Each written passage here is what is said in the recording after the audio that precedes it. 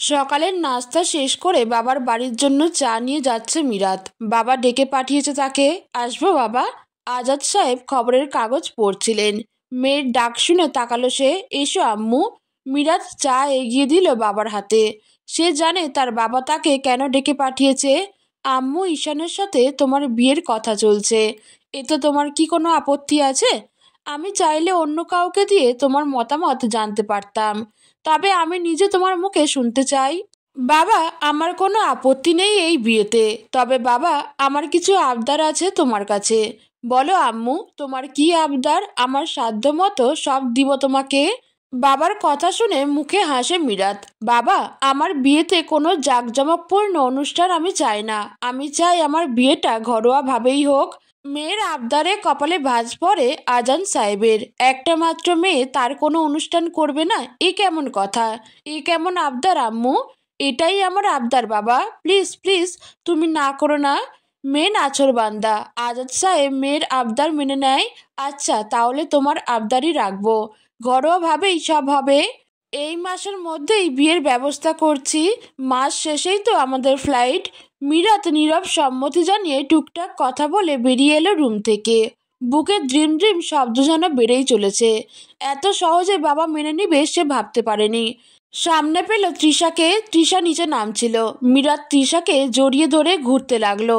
তার এত খুশি লাগছে। মিরাতের কাণ্ড দেখে তৃষা হাসছে মিটিমিটি। বিয়ের ফুল ফুটতে না ফুটতেই পাগল হয়ে গেছিস? দেখ, কলেজ শেষে গাড়ি পাঠিয়েছিল কথা মতো। স্নিগ্ধা এখন আইলের অফিসের নিচে দাঁড়িয়ে আছে। সম্পূর্ণ বিল্ডিংই তাদের, তবে আইলের অফিস তৃতীয় তলায়। স্নিগ্ধা দোনমনো করছে সে কিভাবে ভিতরে যাবে, কাউকে তো সে চিনে না। 7-5 ভাবতে ভাবতেই এগিয়ে গেল স্নিগ্ধা। তৃতীয় তলার প্রথমেই রিসেপশন এরিয়া, সেখানে বসে আছে 2জন ফিমেল স্টাফ। স্নিগ্ধার কাছে এই পরিবেশ নতুন। সে এগিয়ে যায় রিসেপশনের দিকে। আপনাদের আহিল স্যারের কেবিনটা কোন দিকে? রিসেপশনের মেয়েটা ভ্রু কুঁচকে তাকালো। অ্যাপয়েন্টমেন্ট আছে আপনার? অ্যাপয়েন্টমেন্ট ছাড়া স্যারের সাথে দেখা করা যাবে না। ওনাকে একটু খবর দিন। বলুন স্নিগ্ধা এসেছে। আপনি কি হন স্যারের? আমি ওনার স্ত্রী। কিছুক্ষণ চুপ থেকে সশব্দে হেসে উঠল স্টাফ 2জন। মজা পেয়েছেন এখানে? মুখ উঠিয়ে যে কেউ চলে আসবে আর আমরা মেনে নেব? আমাদের আইল স্যার অবিবাহিত। আরেকজন বলে উঠল। গার্ড ডাকার আগে কেটে পড়ুন এখান থেকে। আইল মিটিং শেষ করে কেবিনের দিকে এগিয়ে যাচ্ছে। রিসেপশন থেকে জোরে কথা শুনে এগিয়ে যায় সেখানে। দেখতে পায় স্নিগ্ধা দাঁড়িয়ে আছে। রিসেপশনের মেয়েটির কথা শুনছে আইল। কি হচ্ছে এখানে? আইলকে দেখে যেন প্রাণ ফিরে পেল স্নিগ্ধা। আইল এগিয়ে গিয়ে দাঁড়ায় তার পাশে। স্যার দেখুন না, মেয়েটা বলছে উনি নাকি আপনার ওয়াইফ। কল হার ম্যাডাম, চিৎকার করে ওঠে আইল। স্টাফরা সবাই হতভম্ব। তাদের স্যার তো ঠান্ডা মাথার মানুষ। আজ কি হলো তাহলে? কাউকে কিছু না বলে স্নিগ্ধার হাত ধরে নিজের কেবিনে নিয়ে চলে গেল আহিল। স্নিগ্ধাকে নিজের চেয়ারে বসিয়ে তার সামনে হাঁটু গেড়ে বসে পড়ে আহিল। স্নিগ্ধার 2 হাত আহিলের হাতে। সরি স্নিগ্ধতা, আমি মিটিংয়ে ছিলাম, একদমই মাথা থেকে বের হয়ে গিয়েছিল তুমি আসবে, না হলে সবাইকে বলে রাখতাম। Extremely sorry স্নিগ্ধতা। স্নিগ্ধা কিছু বলে না। তার এখানে আসাই ভুল হয়েছে। মেয়েগুলো তাকে অপমান করলো। তপ্ত এক শ্বাস ফেলে পিয়নকে কল করে। 5 মিনিটের মধ্যে অফিসের সব স্টাফকে 3 তলার রিসেপশনে দেখতে চাই। স্নিগ্ধা চুপ করে বসে আছে। আইলের কপালে ভাঁজ পড়ে। মেয়েটা কি খুব বেশি কষ্ট পেয়েছে? এগিয়ে গিয়ে দাঁড়ালো স্নিগ্ধার সামনে। স্নিগ্ধতা, মন খারাপ করো না বউ, আজই ওই 2 স্টাফকে ফায়ার করে দিব। আঁতকে ওঠে স্নিগ্ধা। সে চায় না তার জন্য কারো চাকরি চলে যাক। না না, তার কোনো দরকার নেই। তাদের তো কোনো দোষ নেই। আমাকে তো তারা চিনতই না। আইল আর কথা বাড়ায় না। তার বউ তার সাথে কথা বলছে মানে মেয়েটার রাগ ভেঙেছে। বেশ কিছুক্ষণ পর আইল বেরিয়ে আসে স্নিগ্ধাকে নিয়ে। কেবিনের বাইরে পা রাখতেই অবাক হয় স্নিগ্ধা। তার সামনে ফুলের বুকে হাতে এক গিফট ব্যাগ নিয়ে দাঁড়িয়ে আছে এক ভদ্রলোক।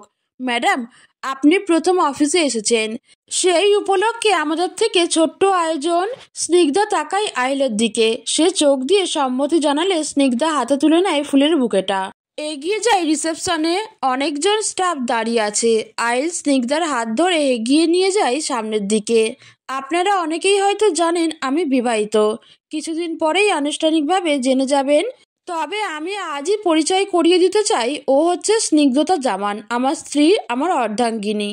স্কুলের কাজ শেষ করে সাইমা বাড়ি ফিরছে। রাস্তায় গুড়ি গুড়ি বৃষ্টি পড়ছে। ব্যাগে হাত দিয়েই মেজাজ খারাপ হয়ে গেল সাইমার। ছাতাটা আনতে ভুলে গেছে। তারই বা কী দোষ? এই শীতের বেলায় বৃষ্টি তো সচরাচর দেখা যায় না। ফুটপাত দিয়ে হাঁটছিল সাইমা। হুট করে কোত্থেকে যেন মাথার উপর ছাতা এলো। ছাতার মালিককে দেখতে পিছনে ঘুরতেই মেজাজ আরো বিগড়ে যায় মেয়েটার। তার মাথায় ছাতা ধরে রমি দাঁড়িয়ে আছে খোলা আকাশের নিচে। ছেলেটা ভিজে যাচ্ছে। এসব কোন ধরনের পাগলামো? নিজে ভিজে যাচ্ছ, আমার উপর ছাতা দিয়ে রেখেছো কেন? আপনি বললে আপনার ছাতার নিচে আসতে পারি, আসবো নাকি? সাইমা চোখ রাঙিয়ে তাকায়। দিনকে দিন ছেলেটা বেয়াদবির চরম পর্যায়ে চলে যাচ্ছে। রমি হাসে, রাগি চোখে সাইমাকে দেখে। এই রাগ দেখেই তো মেয়েটার প্রেমে পড়েছিল সে। রমি এক দৃষ্টিতে তাকিয়ে আছে। সাইমার দৃষ্টি পড়তেই মেয়েটার বুক ধক করে ওঠে। রমির চোখের চাহনি যে তার অচেনা নয়। জেনে শুনে কেন আগুনে ঝাঁপ দিতে চাইছো? আপনি যে আগুনের কথা বলছেন, সেই আগুনে পুড়ে ছারখার হয়ে গিয়েছি আমি অনেক আগেই। সাইমা আর কথা বাড়ায় না, ছাতা ফেলেই এগিয়ে যায় সামনে। পিছন থেকে রমি ডেকে ওঠে, সাইমা দাঁড়ান প্লিজ, কথা আছে আমার আপনার সাথে। কি নিদারুণ আবদার! সাইমার পা যেন আপনা আপনিই থেমে যায়। পিছন ঘুরে তাকায় সে। রমি কিছুটা এগিয়ে আসে সাইমার দিকে। আমি আপনাকে ভালোবাসি সাইমা। কথা শোনা মাত্রই সাইমা সশব্দে এক চর বসালো রমির গালে। লজ্জা করে না নিজের থেকে বয়সে বড় মেয়েকে ভালোবাসার কথা জানাতে? রমি গালে হাত দিয়ে দাঁড়িয়ে আছে। তার মুখে হাসি। তাকে মারার জন্য হলেও সাইমা তাকে ছুঁয়ে দিয়েছে, এটাই ছেলেটার কাছে অনেক। সাইমার কথার প্রতিউত্তর করল না, গুনগুন করে দুই লাইন গান ধরল। যখন ওই রূপ স্মরণ হয়, থাকে না লোক লজ্জার ভয়। সাইমা আর দাঁড়ায় না, ছুটে চলে যায়। বৃষ্টির জোর বেড়েছে, ভিজে একাকার হয়ে যাচ্ছে মেয়েটা। তা দেখে রমি হাতের ছাতাটা ফেলে দিল। প্রেমে এত দহন কেন? সাইমা হেঁটেই যাচ্ছে, রিক্সা নিতে ইচ্ছে করছে না তার। আকাশের দিকে তাকিয়ে থাকে খানিকক্ষণ। তার জীবনটা এমন কেন? ছোটবেলায় মা কি জিনিস বুঝার আগেই নাই হয়ে গেল। বাবা তো থেকেও নেই। যাকে ভালোবাসলো তাকেও পেল না। আর যে তাকে ভালোবাসে তাকেও গ্রহণ করতে পারছে না। এখন আর আইলকে নিয়ে সে ভাবে না, নিজেকে গুছিয়ে নিতে চায়। আইল নিজের জীবনে খুশি থাকুক, এখন সাইমা মনে প্রাণে চায় এমন কেউ তার জীবনে আসুক যে তার অগোছালো জীবনটাকে গুছিয়ে নিবে। রাগের বশে রমি ছেলেটাকে চড় মেরে। সাইমা নিজেই এখন অনুতপ্ত। হু হু করে কেঁদে ওঠে মেয়েটা। তার জীবন এত জটিল কেন? আজমল সাহেব আর আজাদ সাহেব সন্ধ্যার চা নাস্তা করছে আর আইলের বিয়ের অনুষ্ঠানের আলোচনা করছে কিভাবে কি করবে তারা। জুবায়েদ সাহেবের সাথে কথা হয়েছে, তারা তো পারলে আজকেই মিরাজকে তুলে নিয়ে যায়। আইল আর স্নিগ্ধার বিয়ের অনুষ্ঠানের পরের সপ্তাহে মিরাজ আর ঈশানের বিয়ে হবে ঘরোয়াভাবেই। সাইমার ঘরে ভিড় জমেছে। মেয়েটা দুপুরে কাক ভেজা হয়ে বাড়ি ফিরেছে। সেই থেকে জ্বরে গা পুড়ে যাচ্ছে। এই তো কিছুক্ষণ আগে তন্ময় ডক্টর নিয়ে এসেছিল, চেক আপ করে ঔষধ দিয়ে গিয়েছে। সাইমার মাথার পাশে বসে কপালে জলপট্টি দিচ্ছে স্নিগ্ধা। সাইমার চোখ বন্ধ, তবে মাথায় ঘুরাচ্ছে রমি নামক ছেলেটার কথা। নিজের ভাবনায় নিজেই বিরক্ত সাইমা। সে তো ভাবতে চায় না তার কথা, তবুও কেন অবাধ্য মন বারবার ওই বিরক্তিকর ছেলেটার চেহারা ভেসে ওঠে চোখের সামনে। তমা বেগম সাইমার রুমে আসলো। হাতে সুপের বাটি, সাথে আছে কিছু ফলমূল। স্নিগ্ধা আস্তে করে সাইমাকে বসিয়ে দেয়। তমা বেগম নিজ হাতে খাইয়ে দিচ্ছে সাইমাকে। সাইমা কিছু বলে না, তার ভালো লাগছে না, একা থাকতে চায় সে। খাওয়ানো শেষে আবার শুয়ে পড়ল মেয়েটা। তমা বেগম আজ সাইমার সাথে থাকতে চেয়েছিল রাতে, যদি জ্বর বাড়ে তবে মেয়েটা একাই থাকতে চায়। ফোনটা হাতে নিল সাইমা, এক তাচ্ছিল্যের হাসি দিল, বিড়বিড় করলো, এক চর খেয়েই ভালোবাসার ভূত নেমে গেছে তোমার। রোজ দিন একবার করে সাইমার ফোনে কল আসে। কলটা করে রমি নামের বিরক্তকর ছেলেটা। কয়েকবার নাম্বার ব্লকে ফেললেও লাভ হয়নি। বারবার নতুন নাম্বার থেকে কল দিত। এখন সাইমা আর ব্লক করে না, তবে কল আসলে রেসপন্সও করে না। আজ সেই বিরক্তকর ছেলেটা কল আসেনি, এটা নিয়েই না চাইতেও ভেবে উঠছে সাইমা। কিন্তু সে তো জানতেও পারল না ছেলেটা হসপিটালের কামরায় পড়ে আছে। রমি ছেলেটার ছোট থেকেই নিউমোনিয়া জনিত রোগ আছে, বৃষ্টির পানি সহ্য হয় না তার। আজ সাইমাকে ভিজে যেতে দেখে নিজেও ভিজেছিল বৃষ্টিতে। এটাই কাল হলো ছেলেটার। জানেন, সাইমা আপুর অনেক জ্বর। আহিল ল্যাপটপ নিয়ে বসেছিল। স্নিগ্ধার কথা শুনে তার কপালে চিন্তার ভাঁজ পড়ে। কি বলছো? এই সিজনে মেয়েটার জ্বর কিভাবে বাঁধিয়ে নিল? আগে বলবে না? চলো দেখে আসি।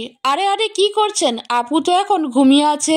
আমি আর মা এতক্ষণ আপুর পাশেই ছিলাম। কিছুটা শান্ত হয় আহিল। আচ্ছা ঠিক আছে। তোমার কলেজের প্রথম দিন কেমন লাগলো? কলেজের কথা উঠতেই স্নিগ্ধার মুখে আধার নেমে এলো যেন। তার একদমই লেখাপড়া ভালো লাগে না। স্নিগ্ধাকে চুপ থাকতে দেখে আহিল তাকায় তার দিকে। পড়তে বসো যাও। নতুন বইগুলো তো ছুঁয়েও দেখলে না। স্নিগ্ধা এবারও কিছু বলে না। তার বিরক্ত লাগে এসব লেখাপড়া। স্নিগ্ধতা লেখাপড়ায় ফাঁকি দেওয়ার চিন্তা মাথা থেকে ঝেড়ে ফেলো। আজ থেকে আমি পড়াবো তোমাকে। স্নিগ্ধা হতভম্ব। এই লোকের কাছে সে জীবনেও পড়বে না। বই নিয়ে এসো স্নিগ্ধতা। বেশ জোরেই বলে ফেললো আহিল। স্নিগ্ধা মুখে কুলু পেটে পড়তে বসে। সারা রাত আর সে কথা বলবে না এই লোকের সাথে। সকালবেলা ড্রয়িং রুমে বসে চা খাচ্ছে সাইমা, সাথে শান্তা, মিরাদ আর তৃষা। 3 দিনের জ্বরে সাইমা শুকিয়ে গেছে কিছুটা। আজ সে গত দিনগুলোর তুলনায় সুস্থ। কলেজে ব্যাগ কাঁধে নিয়ে গোমরা মুখ করে সিঁড়ি বেয়ে নামছে স্নিগ্ধা। তার আজ মোটেও কলেজে যেতে ইচ্ছা করছে না। কারণ হলো, তার কলেজের বান্ধবী রূপা নামের মেয়েটি জানিয়েছে সে আজ কলেজে আসতে পারবে না। এ কথা আহিলকে বলায় রামধমক দিয়েছে সে।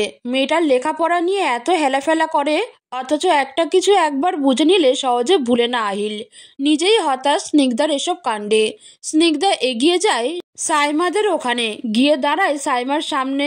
আপু, আপু তুমি একটু উনাকে বলো না আমরা আজকে শপিংয়ে যাব, তাই যেন আমাকে কলেজে না যেতে হয়। সাইমা কিছু বলতে যাবে তার আগেই দেখে পিছনে আহিল দাঁড়িয়ে।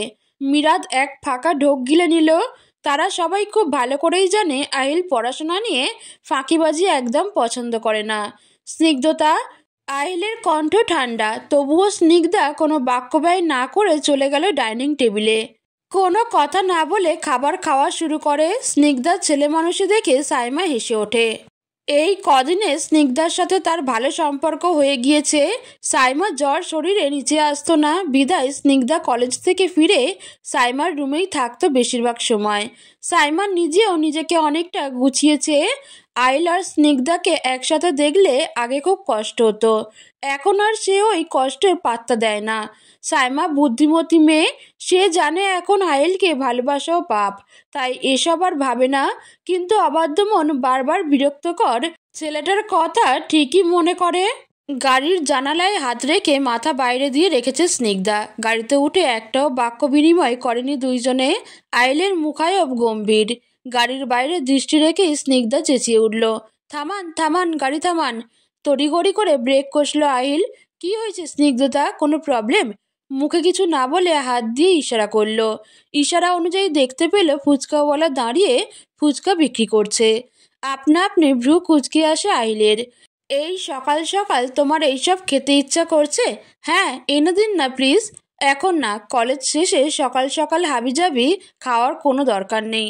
আমি এক্ষুনি খাবো। আইল হাসে, মেয়েটা তার কাছে আবদার করছে।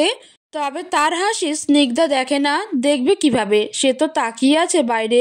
হুট করেই বলে ওঠে, আপনার এত টাকা থাকতে বউকে সামান্য ফুচকা কিনে দিতে কিপটামি করছেন? আইল অদ্ভুতভাবে তাকিয়ে আছে স্নিগ্ধার দিকে। নেমে গেল গাড়ি থেকে। স্নিগ্ধাকে নিয়ে চলে গেল ফুচকা খাওয়াতে। মামা, 2 প্লেট ফুচকা দিবেন, ঝাল বেশি করে দিবেন। স্নিগ্ধার কথায় চোখ রাঙায় আহিল। সকাল সকাল এত ঝাল খেলে শরীর খারাপ করবে মেয়েটার। আহিল ওয়ালেট থেকে 5,000 টাকা ফুচকাওয়ালার দিকে এগিয়ে দেয়। আজ বিকালে ফুচকা নিয়ে আমার বাড়িতে চলে যাবেন, লোকেশন আমি দিয়ে দিচ্ছি। অবাক চোখে তাকায় স্নিগ্ধা। এত টাকা দিচ্ছেন কেন? আমরা বাড়ির সবাই মিলেও খেয়ে শেষ করতে পারবো না। চুপচাপ খাওয়া শেষ করো। আর একটা কথাও না। আইলের কথায় ভেঙচি কাটে স্নিগ্ধা। লোকটা লেখাপড়া নিয়ে জুলুম করছে তার উপরে। মনের আনন্দে ফুচকা খাচ্ছে স্নিগ্ধা। গুনে গুনে 3 প্লেট ফুচকা খেয়েছে স্নিগ্ধা। আইল বারণ করেনি, খেয়ে নিক মন মিটিয়ে। সাইমা কিচেনে গিয়ে দেখে তমা বেগম বড় টিফিনের বাটিতে খাবার আলাদা করে রাখছে। আলাদা করে রাখছো কেন? মামিমা কোথাও পাঠাবে? তমা বেগম কাজ করতে করতেই উত্তর দেয়, আর বলিস না, পাশের বাড়ির দোতলায় ছেলেটা 3 দিন ধরে হসপিটালে ছিল। ছোট থেকেই নাকি নিউমোনিয়ার সমস্যা ছেলেটার। আজ বাড়িতে ফিরছে আমি জানতে পেরে আমি ওর মাকে কল করে জানিয়েছি আমরা খাবার পাঠাবো। সাইমা যেন পরের আর কোনো কথাই শুনতে পেল না। পাশের বাসার দোতলায় তো থাকে রমিরা, তবে কি রমি একই দিনে হসপিটালে ছিল? কখন যাবে মামিমা? আমিও যাব তোমার সাথে। এমা, তুই কেন যাবি? তোর নিজেরই তো শরীর ভালো না। না মামিমা, আমি যাব তোমার সাথে। তমা বেগম আর কথা বাড়ায় না। কেমন বিচলিত লাগছে সাইমার মুখায়ব। নিজেকে অপরাধী মনে হচ্ছে সাইমার। না, সেদিন রমিকে চর মারতো না, এত কিছু হতো। তৃষাকে নিয়ে বাইরে বেরিয়েছে ফাহাদ। কিছুদিন সে ঢাকার বাইরে ছিল। তৃষাকে নিয়ে এসেছে মূলত ঈশানের কথায়। ঈশান চাচ্ছে আজকে মিরাতকে সারপ্রাইজ দিতে। ঈশান মিরাতের জন্য শপিং করবে। মিরাতের পছন্দ তৃষার থেকে ভালো কেউ জানবে না, তাই ফাহিমকে দিয়ে তৃষাকে নিয়ে আসা। শপিং মলের সামনেই দাঁড়িয়েছিল ঈশান। তিনজন একত্রে প্রথমে শাড়ি কিনবে। অনেকগুলো দোকান ঘুরেও ঈশানের শাড়ি পছন্দ হচ্ছে না। ডিসপ্লেতে থাকা একটি শাড়ির দিকে চোখ আটকায় ঈশানের। কালো রঙের সিল্ক শাড়ি, তাতে গোল্ডেন কালার কম্বিনেশনের নিখুঁত কাজ করা। মিরাতের জন্য এই শাড়ি নিবে সে, সেটার সাথে ম্যাচিং হিজাব। এরপর তিনজনে চলে গেল জুয়েলারি শপে। চাইলেই মিরাতকে ডায়মন্ডের রিং দিতে পারত ঈশান, তবে মেয়েটার গোল্ড অনেক পছন্দ। গোল্ডের রিং সাথে ব্রেসলেট নিয়ে তারা বেরিয়ে আসে শপিং মল থেকে। ঈশানের ফোনে কল আসে আইলের। তোদের কাজ কতদূর ঈশান? আমি এখন স্নিগ্ধতাকে কলেজ থেকে আনতে যাচ্ছি। আমাদের কি আসতে হবে মলে? না, তোদের আর এখানে আসতে হবে না, আমাদের কাজ শেষ, তুই বাড়ি যা ভাবিকে নিয়ে। কল রেখে ফাইমের দিকে তাকিয়ে ঈশান বলল, তোরা একটু দাঁড়া, আমি আসছি। বলে আবারও মলে ঢুকে পড়ে ফিরে আসে খানিকক্ষণ পরেই, হাতে আরেকটি শপিং ব্যাগ। তৃষা, এটা তোমার জন্য, তুমি আজ অনেক হেল্প করলে। আমার পক্ষ থেকে উপহার। না করবে না, না করলে কিন্তু আমি শুনবো না। তৃষাকে কিছু বলতে না দিয়েই হাতে ধরিয়ে দিল ব্যাগ। ধন্যবাদ ভাইয়া। এই শালা ভাবি বলো কে? কথাটা বলল ফাহাদ। তোর বউ হওয়ার আগে ও আমার ছোট বোন, বেয়াদব। আর শালা বলছিস কাকে? আমি তোর সুমন্দি ভাইরা ভাই। আয় আয় ভাইরা ভাই, আয় বুকে আয়। এদের কাণ্ড দেখে ফিক করে হেসে দেয় তৃষা। সাথে ফাহাদ ঈশানও। আপনি হয়তো জানেন, তবুও মনে করিয়ে দেই, মিরাত কিন্তু চকলেট বলতে অজ্ঞান। ঈশান হালকা করে হাসে। সে জানে এবার তাকে কি করতে হবে। তমা বেগম আর কামিনী বেগমের সাথে রমিদের বাসায় এসেছে সাইমা। তারা দুইজন রমির মায়ের সাথে কথা বলছে। সাইমার যে ছেলেটার সাথে কথা বলতে ইচ্ছা করছে। কেমন আছে ছেলেটা? রমির মা তাদের এগিয়ে নিয়ে গেল রমির ঘরে। সব থেকে বিরক্তকর, ছেলেটা নিস্তেজ হয়ে শুয়ে আছে বিছানায়। জিম করা পিটানো দেহটা একটু শুকিয়েছে বোধহয়। রমি টুকটাক করে কথা বলছে তমা বেগম আর কামিনী বেগমের সাথে। এক পর্যায়ে তারা উঠে গেল ড্রয়িং রুমের উদ্দেশ্যে। সাইমা রইল একা রুমে। বৃষ্টি সহ্য করতে পারো না, তবুও ভিজলে কেন? আর হাতে ছাতা থাকা সত্ত্বেও ভিজলে কিভাবে? সাইমার কণ্ঠে অধিকার বোধ খুঁজে পায় রমি। ছেলেটা বলে ফেলে, আপনি আমায় নিয়ে ভাবছেন? এমন সময় হেয়ালি করে কথা শুনে রাগ হয় মেয়েটার। নিজেকে গুছিয়ে নাও, শুধু শুধু সময় নষ্ট করো না। আর ওই দিন তোমাকে মারা আমার ঠিক হয়নি। আমি অনুতপ্ত। যে চরে আপনার ছোঁয়া পাওয়া যায় সে চর আমি প্রতিবেলা খেতে চাই। ছেলেটা এমন কেন? কিছু বলতে যাবে তখনই তমা বেগমের ডাক আসে। পেছন থেকে কানে আসে রমির কণ্ঠ। আমি জানি আপনি আমার কলের অপেক্ষা করছেন এই কয়দিন। আজ আর অপেক্ষা করতে হবে না, কল করব আমি। বুকটা ধক করে ওঠে সাইমার। সে কি করে জানলো? নাকি আন্দাজে ঢেল দিল? আর ভাবতে পারল না কিছু, বেরিয়ে এলো সেখান থেকে। মানুষের সাথে একই জিনিস বারবার হতে থাকলে একসময় তা অভ্যাস হয়ে যায়। ঠিক তেমনই সাইমার অভ্যাস হয়ে গিয়েছিল রমির প্রতিদিন কল করা। তাই তো সে না চাইতেও অবাধ্য মন বারবার রমির কথাই ভাবছিল। এই কয়েকটি দিন রমিকে বারবার বিরক্তকর বললেও সাইমার ভালোবাসাহীন জীবনে রমির করা কাজগুলো তার প্রতি সফট কর্নার তৈরি করছে। তবে সাইমা তা মানতে নারাজ। এই নিয়েই তার মধ্যে মন মস্তিষ্কে নীরব যুদ্ধ চলে। মিরাতকে বলা হয়েছে আহিল তাদের সবাইকে ডিনারে নিয়ে যাবে। মিরাতের পরনে ঈশানের পছন্দে কেনা সেই কালো শাড়ি, তাকে রেডি করিয়ে দিচ্ছে শান্তা। তার নিজেরও যাওয়ার ইচ্ছা ছিল, তবে শরীর সায় দিচ্ছে না। যাবে না সাইমাও, নিজেকে সময় দিতে চায় সে। সাইমা মিরাতের জন্য খুশি, তবে সে জ্বরের বাহানা দিয়েছে, তাই আর কেউ জোর করেনি। তৃষাও শাড়ি পরেছে, ঈশান দিয়েছিল তাকে হালকা ল্যাভেন্ডার কালারের পাটি শাড়ি। স্নিগ্ধা শাড়ি পরেছে বেবি পিঙ্ক কালারের। আইল হাঁটু গেড়ে বসে কুচি ঠিক করে দিচ্ছে। আজকে আর আইলকে বলতে হয়নি, নিজে থেকেই করে দিচ্ছে। ড্রেসিং টেবিলের দিকে এগিয়ে গিয়ে নিজেকে দেখে নিল একবার। আইল তাকিয়েছে স্নিগ্ধার পানে। হঠাৎ চোখ আটকায় স্নিগ্ধার গলার নিচে ছোট্ট একটা তিল। লাল তিলটা টানছে আইলকে। আইল এগিয়ে যায় স্নিগ্ধার দিকে, মাথা নিচু করে নেয় কিছুটা। অনেকটা কাছে এসে দাঁড়ানোর কারণে আইলের পুরুষালী শরীরের ঘ্রাণ বাড়ি খায় স্নিগ্ধার নাকে। ভাবতে থাকে কি পারফিউম ব্যবহার করে লোকটা, যে কাছে এলেই মাতাল মাতাল লাগে। ভাবনার মাঝে গলায় সূক্ষ্ম ব্যথায় কোকিয়ে ওঠে।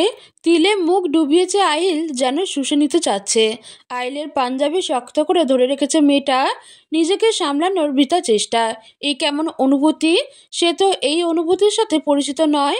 ভাবি তোমার কথা বলতে বলতে ঘরে ঢুকছিল মিরাত, তবে এমন অনাকাঙ্ক্ষিত ঘটনার সাক্ষী হতে হবে জানা ছিল না।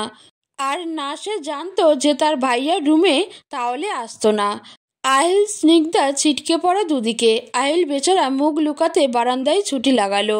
মিরাতের চোখ তখনও স্নিগ্ধার গলায়, বেশ অনেকটা জায়গা জুড়ে গাঢ় লাল রং স্পষ্ট। ভাবি আমি কিন্তু কিছুই দেখিনি, নিচে আসো তোমরা। স্নিগ্ধা নীরব সম্মতি জানায়। মিরাত চলে যেতেই আহিল বেরিয়ে আসে। আমাকে বলনি কেন দরজা লক করার কথা? স্নিগ্ধা ভ্রু কুঁচকে তাকায় আহিলের দিকে। সে কি জানতো এসব করবে এই লোক? এখন এটার কি হবে? যাবই না আমি এভাবে বাইরে। মিটিয়ে হাসছে আহিল। স্নিগ্ধাকে দাঁড় করিয়ে নিজ হাতে কনসিলার দিয়ে ঢেকে দিল নিজের করা স্পট। নিজের রুমে ফোন হাতে বসে আছে সাইমা। আজ আর নিজের মস্তিষ্ককে পাত্তা দিচ্ছে না সে। কেউ যদি নিজে থেকে তার ভালো রাখার দায়িত্ব নিতে চায়, সেও আর পিছিয়ে যাবে না। ভালোবাসাহীন জীবনকেও যদি ভালোবাসায় পরিপূর্ণ করতে চায়, সে সদরে গ্রহণ করবে। ভাবনার মাঝেই ফোনটা বেজে উঠল। বাড়তে থাকলো সাইমার বুকের ড্রিম ড্রিম শব্দ। ফোনটা ধরে কানে নিতেই ওপাশ থেকে হাসকি স্বরে বলে উঠল, বারান্দায় আসেন।